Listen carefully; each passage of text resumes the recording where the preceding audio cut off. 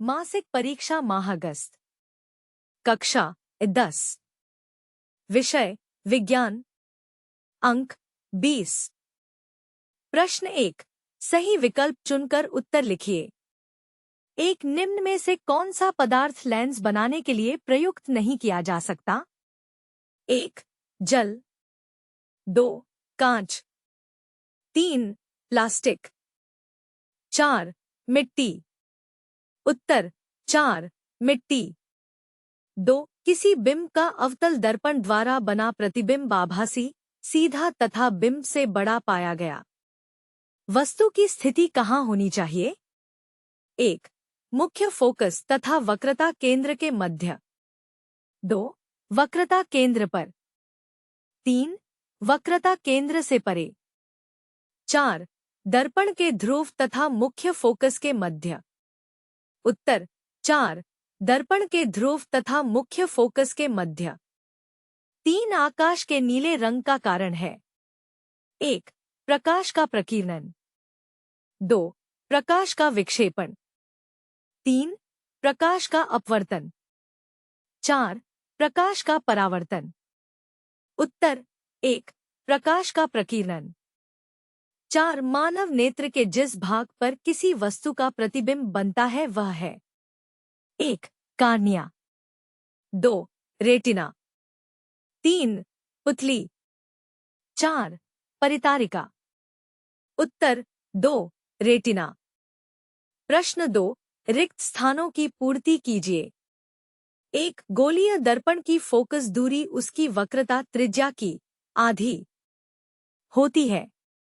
2. जब कोई प्रकाश किरण सघन से विरल माध्यम में प्रवेश करती है, यह अभिलंब से दूर हट जाती है। 3. दूरदृष्टि दोष का कारण नेत्र गोलक का छोटा हो जाना है। प्रश्न 3। एक शब्द या वाक्य में उत्तर लिखिए। 1. प्रिज्म से गुजरने पर कौन से रंग के लिए विचलन कोण का मान सबसे कम होता है? उत्तर लाल रंग। 2. नेत्र लेंस में आपतित प्रकाश की मात्रा कौन समंजित करता है? उत्तर पुतली। प्रश्न 4। ए. गोलीय दर्पण किसे कहते हैं? इसके प्रकार लिखिए। उत्तर गोलीय दर्पण वह दर्पण होता है जो किसी गोले के सतह का हिस्सा होता है। इसके 2 प्रकार होते हैं। अवतल दर्पण, यह दर्पण अंदर की ओर मुड़ा होता है। उत्तल दर्पण, यह दर्पण बाहर की ओर मुड़ा होता है। अथवा बी. प्रकाश के अपवर्तन के नियम लिखिए। उत्तर 1. आपतन कोण, अपवर्तन कोण और आपतित किरण तथा अपवर्तित किरण एक ही तल में होती हैं। 2. आपतन कोण और अपवर्तन कोण का sin अनुपात आपतित और अपवर्तित किरण की चाल का अनुपात होता है, जिसे स्नेल का नियम कहते हैं। प्रश्न 5। ए. स्नेल का नियम लिखिए।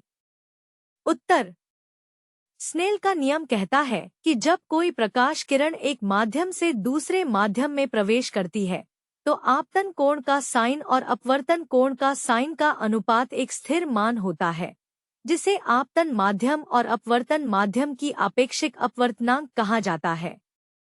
अथवा बी.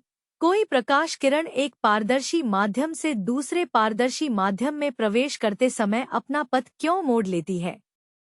उत्तर जब प्रकाश एक माध्यम से दूसरे में प्रवेश करता है, तो उसकी चाल बदल जाती है, जिससे उसकी दिशा भी बदल जाती है।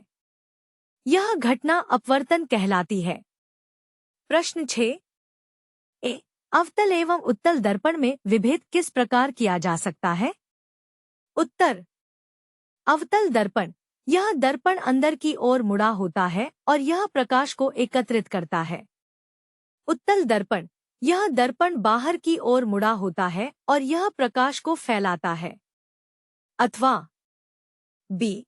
समतल दर्पण द्वारा किसी बिंब के बनाए गए प्रतिबिंब की 2 विशेषताएं लिखिए।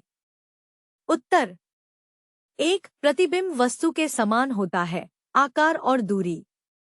2. प्रतिबिंब उल्टा, पार्श्व परिवर्तन होता है।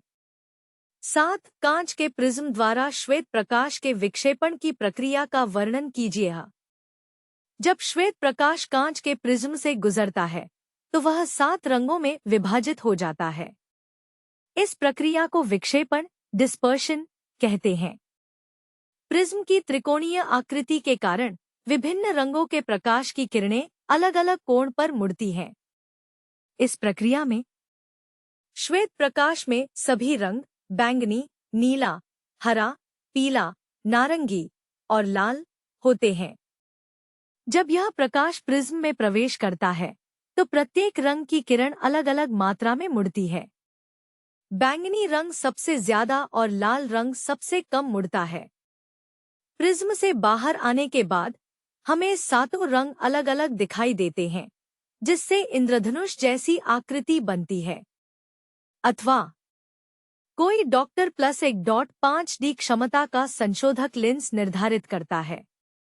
लेंस की फोकस दूरी ज्ञात कीजिए।